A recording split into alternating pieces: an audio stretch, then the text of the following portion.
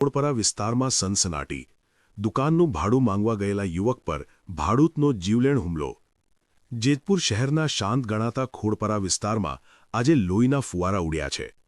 માત્ર દુકાનના ભાડા જેવી સામાન્ય બાબતે વાત એટલી હદે વણસી ગઈ કે ભાડૂત હેવાન બન્યો હતો અને મકાન માલિકના પુત્ર પર કાતર વડે હુમલો કરી તેને મોતના મુખમાં ધકેલી દીધો હતો.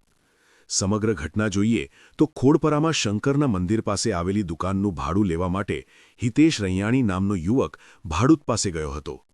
બાકી નીકળતા રૂપિયાની ઉઘરાણી કરતાં જ ભાડૂત ઉશ્કેરાઈ ગયો હતો. વાતચીતમાંથી ઝઘડો શરૂ થયો અને જોતજોતામાં લોહિયાળ જંગ ખેલાયો હતો.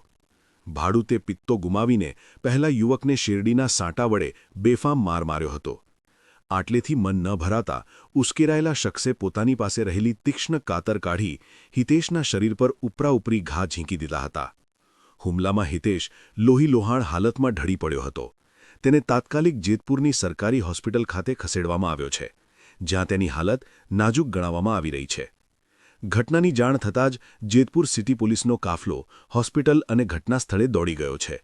પોલીસે હુમલાખોરને ઝડપી લેવા ચક્રો ગતિમાન કર્યા છે અને આગળની તપાસ હાથ ધરી છે. આ ઘટનાને પગલે સમગ્ર જેતપુરમાં ચકચાર મચી ગઈ છે.